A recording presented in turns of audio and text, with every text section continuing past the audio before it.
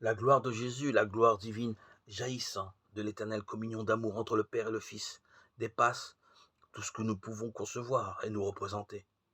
Pourtant, sur la montagne de transfiguration, il est donné aux disciples en un éclair d'en saisir quelque chose. Et c'est justement à cette occasion, alors qu'une terreur sacrée les saisit face à la grandeur de leur maître, que Jésus révèle comment il va remplir sa mission. Le chemin menant à la gloire n'est pas un chemin montant tout droit vers le haut. Pour Jésus, comme pour nous qui le suivons, il n'est pas de gloire sans passer par la souffrance et par la mort. La gloire de Jésus est gloire de résurrection, et l'on ne peut ressusciter sans d'abord mourir. Sur le Tabor, Jésus devance la gloire que sa résurrection dévoilera.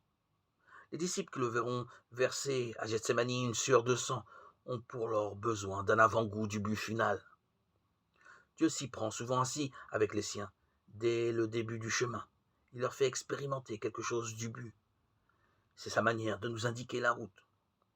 Peut-être t'a-t-il déjà été donné d'éprouver dans la prière et la communion avec Dieu des heures taboriques.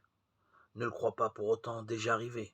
Si tu écoutes attentivement Jésus, si tu comprendras qu'avant d'atteindre le but, il faut gravir une autre montagne que le Tabor. Mais le calvaire, où souffrance et mort deviennent au lot, ce n'est pas le mont de la désespérance. Un peu de la lumière du Christ, glorifié, demeure en toi. Ne la quitte pas des yeux, la nuit deviendra plus claire que le jour, et tu seras envahi de la gloire du Seigneur.